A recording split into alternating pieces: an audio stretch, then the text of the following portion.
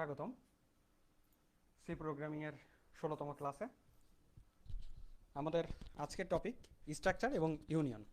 আপনাদের সাথে আছে আমি তরুণ দেবনাথ, ইনস্ট্রাক্টর বন্ধু কম্পিউটার ট্রেনিং সেন্টার, রাজশাহী থেকে। প্রথমে দেখে নিই স্ট্রাকচার কি। সি প্রোগ্রামিংয়ে স্ট্রাকচার হলো এক ধরনের ইউজার ডিফাইন্ড ডেটা টাইপ, এবং যখন একটা নামের মধ্যে বিভিন্ন ধরনের ডেটা টাইপের একটা কালেকশন থাকে তখন সেটাকে বলতে পারি আমরা স্ট্রাকচার। উদাহরণস্বরূপ, আমরা যদি একজন ব্যক্তির নাম, আইডি এবং ঠিকানা তথ্য সংগ্রহ করে রাখতে চাই, তবে খুব সহজেই আমরা কিন্তু নাম, আইডি এবং ঠিকানা এর জন্য তিনটা আলাদা আলাদা ভ্যারিয়েবল, যেমন নেম, আইডি নম্বর, অ্যাড্রেস ইত্যাদি তৈরি করে আমরা কিন্তু সেটা স্টোর করতে পারি। এখন যদি অনেক ব্যক্তির তথ্য সংগ্রহ করে রাখতে চাই, তাহলে আমাদের প্রত্যেক ব্যক্তির নাম, আইডি নম্বর, অ্যাড্রেস নম্বর এইভাবে কিন্তু আমাদের প্রত্যেকটা ব্যক্তির কিন্তু কালেকশন করতে হবে। সেক্ষেত্রে অনেক ভ্যারিয়েবল তৈরি হয়ে যাবে এবং যেটা আমাদের জন্য খুবই ডিফিকাল্ট একটা সিচুয়েশন তৈরি করবে। তো এই ক্ষেত্রে আমরা যদি স্ট্রাকচার ব্যবহার করি, তাহলে আমাদের কোড যেমন ছোট হবে এবং একটা স্ট্রাকচারের মধ্যে আমরা প্রোগ্রামটাকে সহজে বুঝতে পারবো এবং অ্যাক্সেস করতে পারবো। এখন আসি যে স্ট্রাকচারের গঠন আমরা কিভাবে দেখে নিই, যে কিভাবে স্ট্রাকচার আমরা তৈরি করতে পারি। ফার্স্টে তার জন্য আমাদের দরকার হবে একটা স্ট্রাক্ট কিওয়ার্ড দরকার হবে, এরপর একটা স্ট্রাকচারের নেম হবে, এবং তারপরে আমাদের সেকেন্ড ব্র্যাকেটের মধ্যে ডেটা টাইপ এবং তারপরে করসপন্ডিং মেম্বার নাম্বার। অর্থাৎ আমরা যেমন স্ট্রাকচারে যদি নেম হয় তাহলে তার জন্য আমরা ক্যারেক্টার ব্যবহার করতে পারি, ক্যারেক্টার ডেটা টাইপ। আমরা যদি চিন্তা করি তার স্যালারি হয়, তাহলে সেক্ষেত্রে আমরা ফ্লোর ডেটা টাইপ ব্যবহার করতে পারি।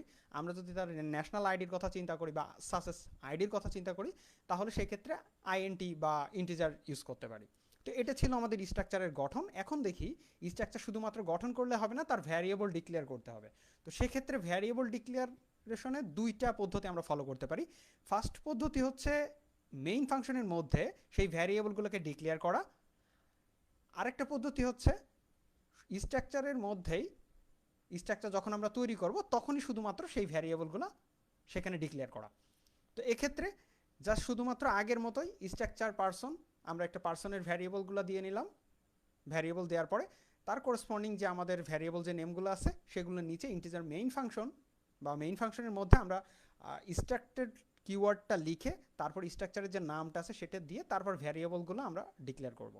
এরপরে একইভাবে আমরা যে পার্সনের ক্ষেত্রে এখানে আমরা শুধুমাত্র পরে পার্সন 1, পার্সন 2, পার্সন 3 এভাবে দিয়ে আমরা ব্যবহার করতে পারি। তবে এক্ষেত্রে কিন্তু আরেকটা বিষয় খেয়াল করবো যে আমরা পার্সন 3 কিন্তু শুধুমাত্র পার্সন 1 বা পার্সন 2 এর মতো না, পার্সন 3 কিন্তু আবার একটা অ্যারে। সো স্ট্রাকচারের একটা অ্যারে হতে পারে। তো আজকে আমরা এই উদাহরণের মাধ্যমে স্ট্রাকচার দেখবো, যে উদাহরণের প্রোগ্রামের মাধ্যমে যে কিভাবে এই অ্যারেগুলো দিয়ে কাজ করা যায় বা কিভাবে সিম্পলি স্ট্রাকচার নিয়ে কাজ করা যায়। তো আমরা দেখে নিই। আর আপনাদের যদি কোনো প্রশ্ন থাকে আপনারা কমেন্টে জানাতে পারেন, আমি অবশ্যই উত্তর দেব। এখন আসছি, প্রথমে আমরা একটা প্রোগ্রামে চলে যাই। আমরা একটা লাইব্রেরির প্রোগ্রাম করব যেখানে আমাদের প্রত্যেকটা বইয়ের এক একটা আইডি থাকবে। যেমন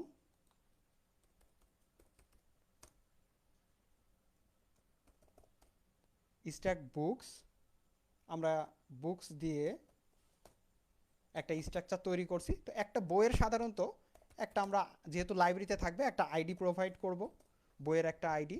তারপরে বইয়ের একটা টাইটেল থাকবে, দেন বইয়ের একটা অথর থাকবে,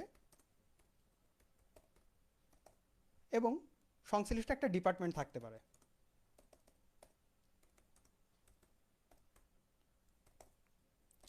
তো এটা হলো আমাদের স্ট্রাকচার আমরা তৈরি করলাম। এখন ওই স্ট্রাকচার টাইপের আমরা ভ্যারিয়েবল তৈরি করব। স্ট্রাকচার, তারপরে যে স্ট্রাকচারের নাম দিয়েছিলাম আমরা, অর্থাৎ এই যে বুকস, BOOKS বুকস, এই যে নেম, স্ট্রাকচার নেম, এরপরে আমরা ভ্যারিয়েবল তৈরি করব। তো আমরা ভ্যারিয়েবলে দিলাম বুক 1, বুক 2। এরপরে আমরা স্পেসিফিকেশনগুলো দেব, অর্থাৎ বই একের স্পেসিফিকেশন। তো এই ক্ষেত্রে যে কাজটা করতে হবে আমাদেরকে, বুক 1 ডট আইডি, বুক একের আমরা আইডি প্রোভাইড করলাম, সাসেস যে কোনো একটা আইডি প্রোভাইড করলাম আমরা।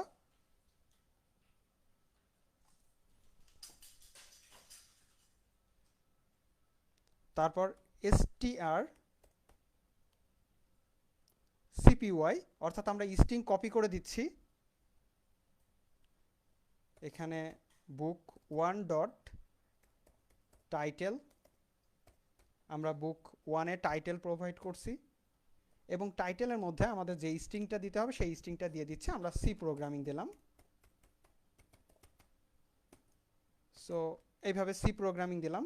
একইভাবে আমাদের আরও দুইটা ইনফরমেশন দরকার হবে, সেই দুইটা আমরা কপি করে নিচ্ছি। এখানে আমাদের টাইটেল হবে না, এখানে অথর, এরপরে হবে ডিপার্টমেন্ট। সো এইটা দেখা যাচ্ছে আমাদের ডিপার্টমেন্ট সিএসসি ডিপার্টমেন্টের সাথে রিলেটেড, সো সিএসসি। এটা দেখা যাচ্ছে আমাদের অথর বালাগুরুস্বামী। এই একটা আমরা বইয়ের স্পেসিফিকেশন প্রোভাইড করলাম। অ্যানাদার বইয়ের স্পেসিফিকেশন আমরা আবার সেট করে দিচ্ছি। এটা হবে আমাদের বুক 2 এর ক্ষেত্রে, এটা বুক 2। এবং প্রত্যেক ক্ষেত্রে আমরা কিন্তু স্ট্রাকচারের যে এখানকার যে মেম্বারগুলো ছিল সেই মেম্বারকে অ্যাক্সেস করার জন্য আমরা ডট অপারেটর ইউজ করব। ডট অপারেটর ইউজ করলে আমরা এখান থেকে অ্যাক্সেস করতে পারবো। আর এখানে আমরা আরেকটা বই দিলাম সাসেস জাভা।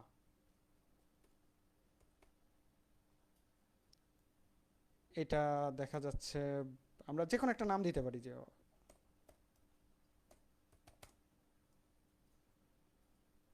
জন মাইকেল। সো জন মিচেল এটা দিলাম, আর এটা দিলাম সিএসসি না, জাস্ট এস ট্রিপলি বা আদার্স। তো এরকম আমি একটা বইয়ের নাম দিয়ে দিলাম। এখন আমরা এই স্ট্রাকচারে যে এলিমেন্টগুলো দিলাম সেই এলিমেন্টগুলো কিন্তু আমাদের এখন প্রিন্ট করতে হবে।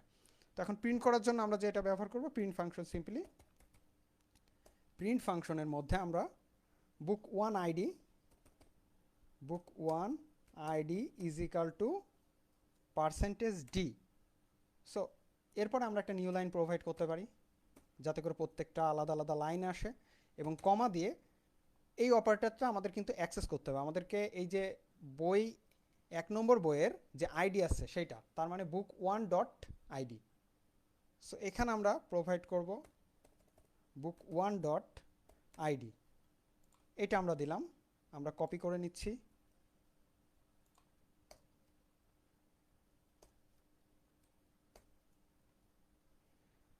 তাহলে এটা গেল আমাদের বুক ওয়ানের আইডি।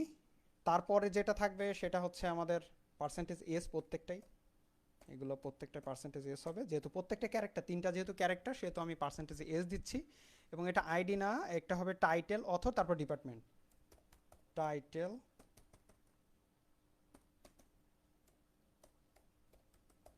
Author,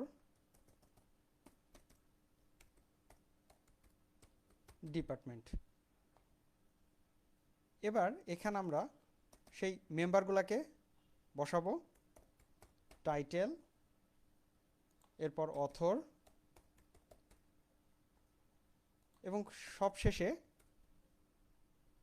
DPT. অর্থাৎ এই যে আমরা ডিপার্টমেন্ট দিয়েছিলাম, এই বানানগুলো কিন্তু আমাদের সব যেন স্পেলিং যেন ঠিক থাকে সেটা খেয়াল রাখতে হবে। আর না খেয়াল রাখলেও সমস্যা নাই, কারণ আমরা যখন কম্পাইল করে রান করব তখন অবশ্যই এরর ধরা পড়বে এবং সেই এরর থেকে আমরা সেটাকে কারেকশন করতে পারবো। এখানে আমাদের বুক 2 এবং তার যে আইডি থাকবে বুক 2, জাস্ট আমরা শুধুমাত্র এখানে যদি 2 বসাই,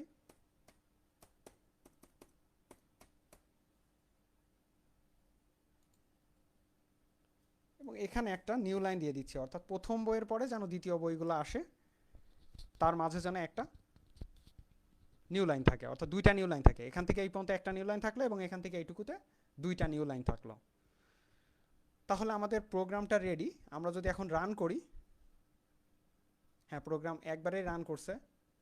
সো এখানে আমাদের একটা মেসেজ কিন্তু আমরা প্রোভাইড করতে পারি ইউজারকে। এখানে আমাদের প্রসেস রিটার্ন করছে something warning strcpy book 1 dot title আচ্ছা, এখানে কিছু একটা এরর পেয়েছে। আমরা এখানে স্ট্রিং ফাংশনটা ইনক্লুড করি, include string dot h।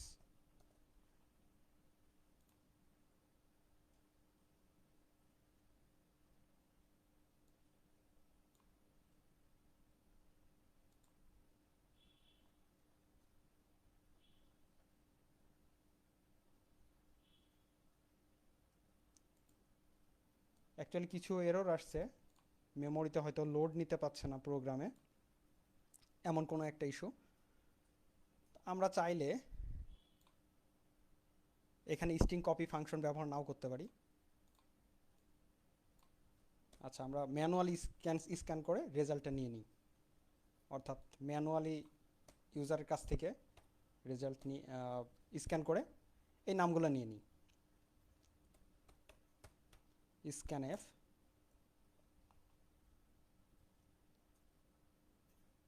Percentage কোটেশনের মধ্যে %d,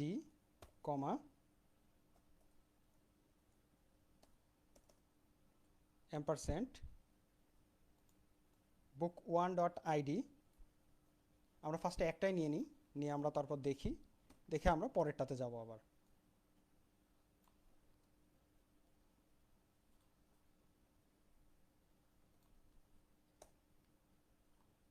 ও আচ্ছা, আমাদের ভুল গেছিল আসলে মূলত এখানে, আমরা একটু মিস্টেক করছিলাম, যে কারণে এটা কিন্তু এরর ধরেনি। এখানে ক্যারেক্টারের পরে টাইটেলে আমাদের এনশিওর করা হয়নি যে টাইটেলটা ক্যারেক্টার কতগুলা লেটারের হবে, যে কারণে এখানে এই প্রবলেমটা আসছে। এখন আমরা রান করে দেখি, এখন কিন্তু আমাদের রেজাল্ট চলে আসছে। অর্থাৎ আমরা যেগুলো শুধুমাত্র স্ট্রিংগুলো কপি করেছিলাম, সেই স্ট্রিংটা কপি করতে প্রবলেম হচ্ছিল, যেটা কিন্তু এরর ধরার কথা ছিল, বাট এই ধরনের কোনো এরর ধরে নাই। তো যে কারণে মনে করছিলাম আমরা যে হয়তো কোনো মেমোরিতে কোনো প্রবলেম হয়েছে, আসলে মেমোরি বেসড একটা প্রবলেম। কারণ মেমোরিতে আমরা যখন অ্যাসাইন করছি যে ক্যারেক্টার টাইটেল, তখন কিন্তু একটা সিঙ্গেল ক্যারেক্টার সে হোল্ড করতে পারে, অর্থাৎ শুধুমাত্র সিকে সে হোল্ড করতে পারে। কিন্তু সেখানে তাকে স্ট্রিং কপি দিয়ে আবার বোঝানো হচ্ছে সি প্রোগ্রামিং টোটালটাকে তাকে কপি করতে হবে। তো যেটা ছিল তার জন্য কিন্তু একটা আমাদের কম্পাইলারের জন্য কিন্তু একটা বড় ধরনের এরর। সো এটা আমরা এইভাবে রিমুভ করলাম। এখন আমরা দেখে নিই, প্রোগ্রামটাকে দেখে নিই। আমি আর স্ক্যানে যাচ্ছি না, কারণ একটু পরে আমাদের পরের যে প্রোগ্রামটা করব সেখানে কিন্তু আমাদের স্ক্যান করার দরকার হবে। তাহলে এখানে আমরা স্ট্রাকচারের মাধ্যমে প্রত্যেকটা এলিমেন্টগুলোকে সেট করে দিলাম, একটা বইয়ের এলিমেন্টগুলোকে সেট করে দিলাম। এরপরে যে কাজটা করলাম, আমরা সেখানে বুক 1 দিলাম এবং 2 দুইটাকে আমরা স্পেসিফাই করে দিলাম, অর্থাৎ বুক 1 এর স্পেসিফিকেশন দিলাম এবং বুক 2 এর স্পেসিফিকেশন দিলাম, এবং করসপন্ডিং সেই স্পেসিফিকেশনগুলোকে আমরা প্রিন্ট করলাম। তো এটা একটা জেনারেল একটা কনসেপ্টে হলো, কিন্তু এই ক্ষেত্রে প্রত্যেকটা যদি আমরা আলাদা আলাদা ভ্যারিয়েবল তৈরি করতাম, এরকম যদি 50টা বই রাখতাম, তাহলে কিন্তু আমাদের আলাদা আলাদাভাবে প্রত্যেকটার জন্য আলাদা প্রোগ্রাম করা লাগতো। তো এটা দিয়ে আমি আপনাদেরকে যেটা বোঝাতে চেয়েছি সেটি হচ্ছে যে কিভাবে আমরা স্ট্রাকচারের ভ্যারিয়েবল ডিক্লেয়ার করলাম মেইন ফাংশনের মধ্যে। তো এখন আমরা দেখব যে স্ট্রাকচারের এখানে আমরা যে ভ্যারিয়েবল ডিক্লেয়ার করছি সেটা কিভাবে করতে পারি। তো তার জন্য আমরা এই প্রোগ্রামটা কমপ্লিটলি মুছে দিচ্ছি এবং আমরা একটা নতুন একটা প্রোগ্রাম করব, যে প্রোগ্রামটা একটা স্টুডেন্টের ইনফরমেশন প্রোভাইড করবে, অর্থাৎ স্ট্রাকচার একটা ইউনিয়ন। আমি একটু কমেন্টে দেখে নিই।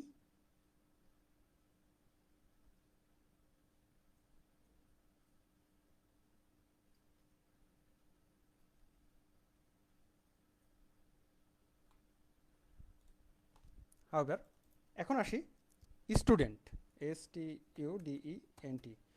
তো আমরা আরেকটা স্ট্রাকচার তৈরি করছি, এটা কিন্তু মূলত স্ট্রাকচারের একটা অ্যারে তৈরি করছি। তাহলে অ্যারে দিয়ে আমরা বুঝতে পারবো যে আমরা কত সহজে একটা অনেকগুলো এলিমেন্টকে অ্যাক্সেস করতে পারি।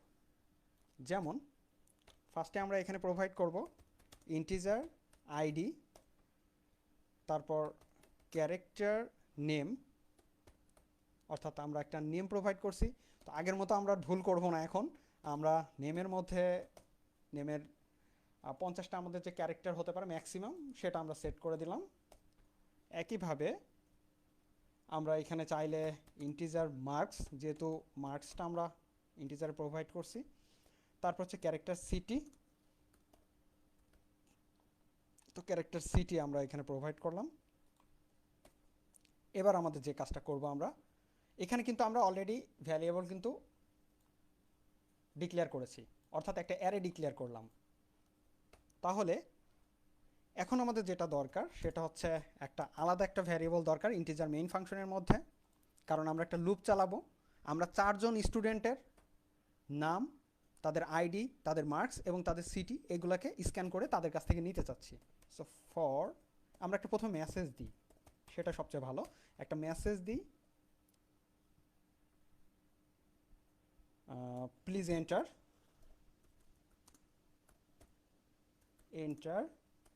your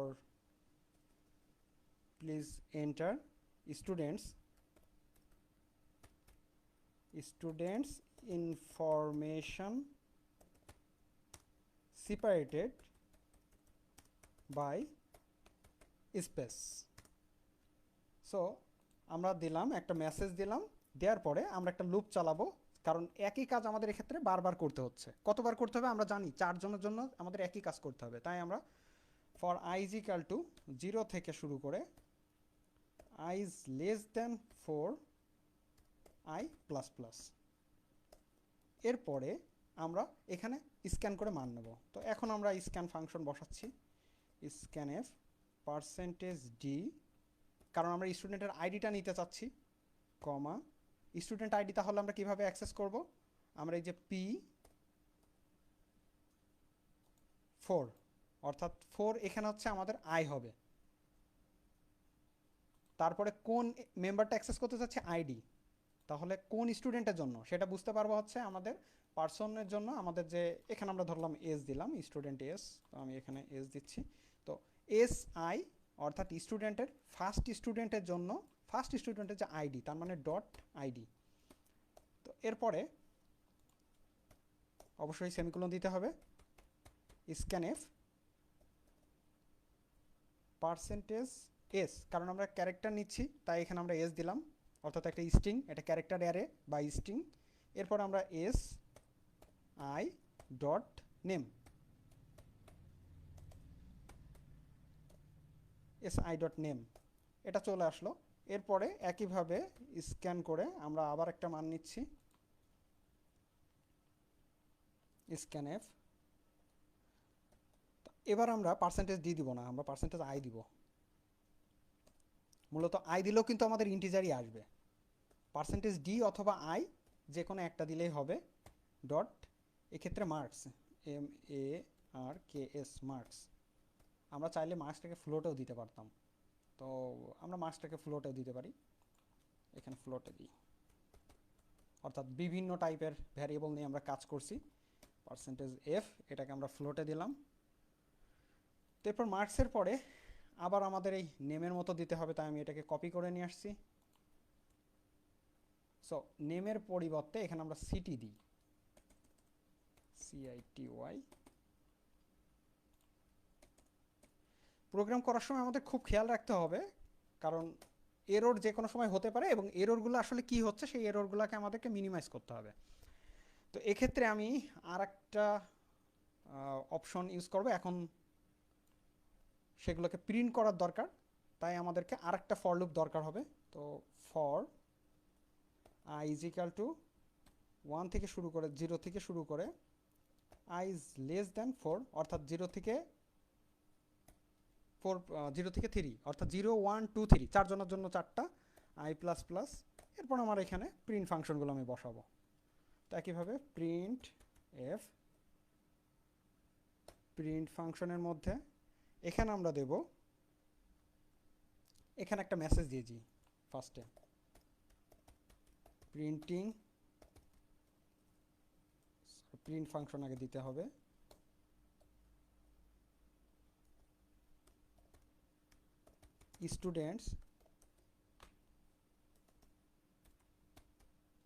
স্টুডেন্টস ইনফরমেশন দিয়ে একটা নিউ লাইন দিলাম।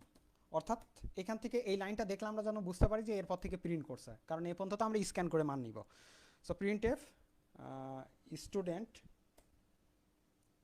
STUDENT স্টুডেন্ট, এখানে হচ্ছে %d ID is equal to %d, কমা ফার্স্টে দিলাম আই, কমা অর্থাৎ প্রথম স্টুডেন্ট একের যে আইডি আছে সেটাতে দিলাম স্টুডেন্ট 1 আইডি এত। এরপরে পরের যে %d আছে সেটা কিন্তু রোল, অর্থাৎ রোল মানে হচ্ছে আইডি, তার স্টুডেন্টের যে আইডি, তাহলে SI.ID। এবার হবে SI.ID। এরপর এখানে কপি করে এটাকে আমি বসাচ্ছি, যেহেতু একই কাজ তো বারবার আমরা না লিখি, আমাদের 4 বার দরকার হবে। তো স্টুডেন্ট আইডি দিলাম, তারপরে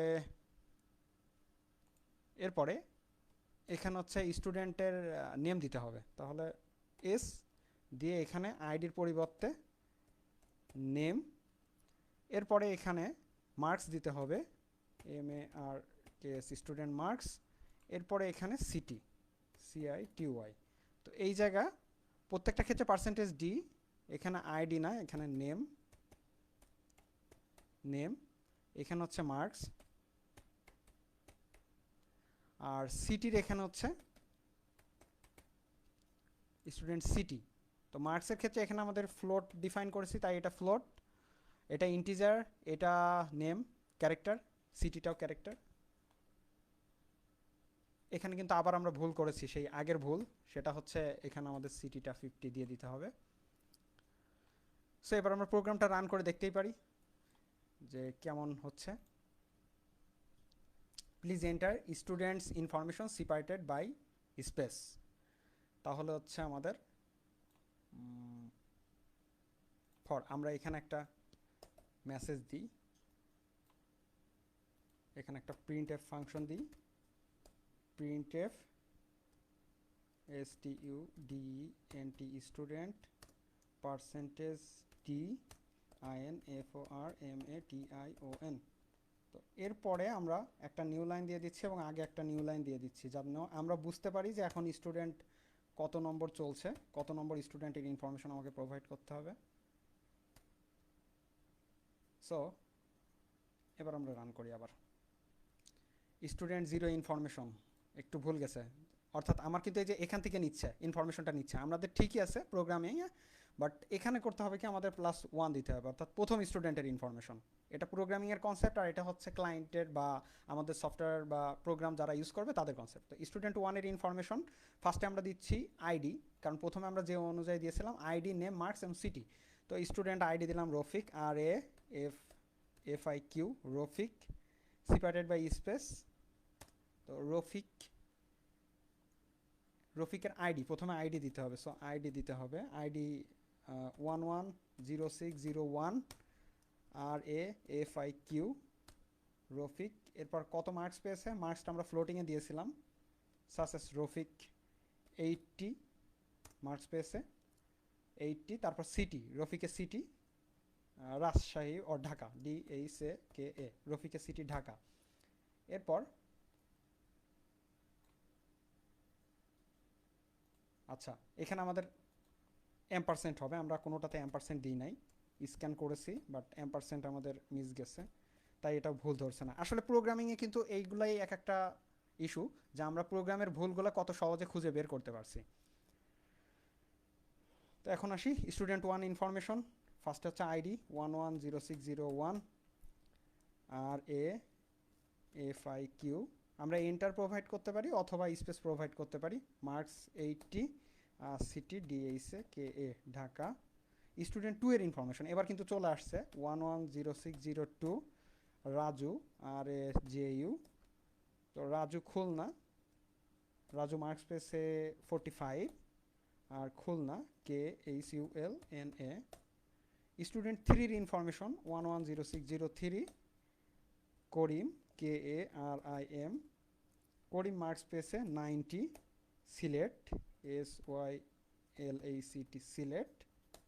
স্টুডেন্ট 4 এর ইনফরমেশন 110604, আমরা কিন্তু এখন ডাটা এন্ট্রি করছি সিম্পলি।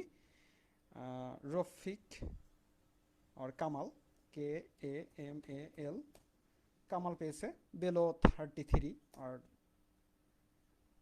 কামাল ফ্রম সাসেস, কামাল রাজশাহী থেকে, আর এই যে SHAHI।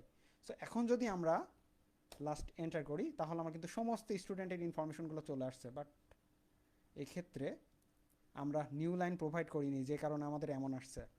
তো আমরা একটা নিউ লাইন দিতে হবে আমাদের প্রত্যেকটা ক্ষেত্রে। নিউ লাইন, এখানে আগে একটা নিউ লাইন দিব, দিয়ে আমাদেরকে আরেকবার এন্ট্রি করতে হবে যেন আমরা বুঝতে পারি। আসলে এই ধরনের বড় প্রোগ্রামগুলো একটু সময় সাপেক্ষ। তো এখন আসি স্টুডেন্ট 1 ইনফরমেশন, RAJU 110601, RAJU, তারপর 80 ঢাকা, তারপর স্টুডেন্ট 110602, তারপর করিম, KARIM, করিম পেয়েছে 78, Karim from Pabna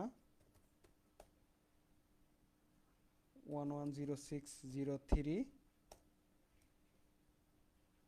Rasel, RASHEL, Rasel 45, Rasel from Khulna, এবং 110604 Bishal 100, Bishal from DI Feni or FENI। So এখন কিন্তু আমরা দেখতে পাচ্ছি যে আমাদের সমস্ত রেজাল্টগুলো, যে printing students information, student 0 ID এত, স্টুডেন্ট 0 নেম এত, নাম আইডি, প্রত্যেকটা কিন্তু আমাদের কিন্তু ইনফরমেশন কিন্তু যেগুলো আমরা দিয়েছিলাম সবগুলো কিন্তু আমাদের স্টোরড হয়ে গেছে। অর্থাৎ স্ট্রাকচারের মধ্যে আমরা কিন্তু এখন সমস্ত ইনফরমেশনগুলো আমাদের এভাবে স্টোর করতে পারি। তো এই ছিল আমাদের স্ট্রাকচারের বিষয়। এখন আমরা একটু দেখে নিই যে আমাদের ইউনিয়নটা কি। তো ইউনিয়নের যে কাজটা সেটা হচ্ছে ইউনিয়ন সি প্রোগ্রামিংয়ের সম্পূর্ণ যে আমাদের ইউনিয়ন আছে সেটা হচ্ছে স্ট্রাকচারের মতো, শুধুমাত্র এখানে স্ট্রাকচার পরিবর্তে আমাদেরকে ইউনিয়ন লিখতে হবে, এবং মেম্বারগুলো অ্যাক্সেস করবো আমরা একইভাবে ডট অপারেটর দিয়ে মেম্বারগুলো অ্যাক্সেস করতে পারবো। তো এক্ষেত্রে আমাদের এই ইউনিয়নটা আপনাদের সকলে যারা প্রোগ্রামিং শিখছেন বা এখন লার্ন করছেন সবাই বাসায় এটা প্র্যাকটিস করবেন, যে একইভাবে স্ট্রাকচারের মতো করে আমরা কিভাবে ইউনিয়নটা অ্যাক্সেস করতে পারি। এখন বেসিক পার্থক্যটা বলি স্ট্রাকচার এবং ইউনিয়নের মধ্যে, যেহেতু একই জিনিস, দুইটা শুধুমাত্র কেন এটা আমরা ব্যবহার করব না বা ওইটা ব্যবহার করব, বা কেন দুইটা একই জিনিস সি প্রোগ্রামিংয়ে ব্যবহার করা হয়, দুইটার মধ্যে কিছু পার্থক্য আছে। একটা হচ্ছে ইউনিয়নের তুলনায় স্ট্রাকচারের ক্ষেত্রে বেশি মেমোরি বরাদ্দ রাখতে হয়, আর স্ট্রাকচারের ক্ষেত্রে সকল মেম্বারের অর্থাৎ স্ট্রাকচার আমাদের বেশি মেমোরি কনজিউম করে আর ইউনিয়ন তুলনামূলক কম মেমোরি কনজিউম করে। অন্যদিকে স্ট্রাকচারের ক্ষেত্রে সকল মেম্বারের যে যোগফল আছে সেইটা কিন্তু আমাদের মেমোরিতে বরাদ্দ রাখতে হয়, কিন্তু ইউনিয়নের ক্ষেত্রে শুধুমাত্র সর্বোচ্চ এলিমেন্টের মেমোরি বরাদ্দ রাখলেই হয়। একই সঙ্গে শুধুমাত্র একটা ইউনিয়নকে অ্যাক্সেস করা যায়, কিন্তু স্ট্রাকচারের সকল মেম্বারকে অ্যাক্সেস করা যায়। অর্থাৎ আমি একটু প্রোগ্রাম থেকে বোঝাই আপনাদেরকে, সেটা হচ্ছে এটা আমরা স্ট্রাকচার একটা তৈরি করছিলাম। তো এখানে আমি এত কিছু লিখব না, এটাকে ডিলিট করে দিচ্ছি। এটাকেই যদি আমরা এই স্টুডেন্টের যদি ইউনিয়ন যদি থাকে তাহলে সেই ক্ষেত্রে তার ইউনিয়ন থাকলে কেমন হবে, আমি এখানে এস দিচ্ছি, আর আরেকটা তৈরি করলাম, সেটাও একটা, এটা দিলাম S structure, STRUCTURE, S structure, আর S union, UNION, S union. তো এখানে হচ্ছে আমরা ইউনিয়ন দেবো, UNION। এখানে আমরা স্ট্রাকচারের পরিবর্তে আমরা এখানে ইউনিয়ন দিলাম। আমরা শুধুমাত্র জাস্ট দুইটা সাইজ দেখি, প্রিন্ট করে দুইটা সাইজটা আমরা একটু দেখি যে দুইটা সাইজটা কেমন আসছে। এখানে হচ্ছে সাইজ অফ ইউনিয়ন %d, এত bytes.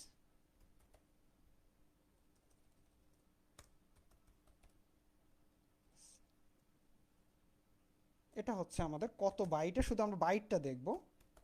Size of S union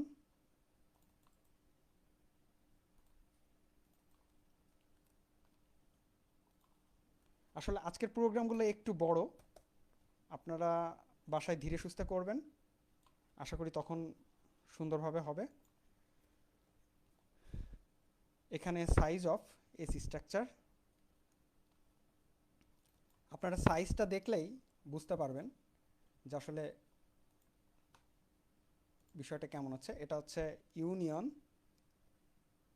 নেমটা আলাদা করে দিতে বলছে, তো আমি এখানে নেম দিলাম ইউ স্টুডেন্ট আর হচ্ছে এস স্টুডেন্ট। অর্থাৎ একটা নিউ লাইন দিতে হবে ক্লিয়ার বোঝার জন্য। খেয়াল করে দেখেন সাইজ অফ ইউনিয়ন, দুইটাই ইউনিয়ন দেখাচ্ছে, আমরা এটা ইউনিয়ন না, এটা স্ট্রাকচার, STRUCTURE স্ট্রাকচার। অর্থাৎ ইউনিয়নের সাইজ এখানে মাত্র 52 বাইট, যেখানে স্ট্রাকচারের সাইজ হচ্ছে 112 বাইট। স্ট্রাকচার যে কাজটা করছে, এখানে ভেতরে যত এলিমেন্টগুলো আছে সকলের সাইজগুলোকে অ্যাড করছে, অর্থাৎ প্রত্যেকটা মেম্বারের যে সাইজটা ছিল সেই সাইজগুলোকে অ্যাড করে সেই সাইজটা আমাদের শো করছে।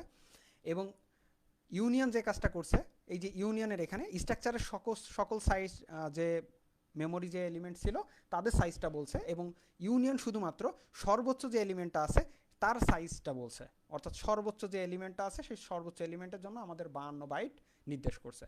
তো এটাই হচ্ছে আমাদের বেসিক পার্থক্য, যে ইউনিয়ন সর্বোচ্চ যে এলিমেন্ট থাকে এদের মধ্যে যে সর্বোচ্চ এলিমেন্ট আছে সেই ইউনিয়ন সেই সর্বোচ্চ এলিমেন্টের সাইজটাকে এনশোর করছে, আর স্ট্রাকচার করছে সবগুলা।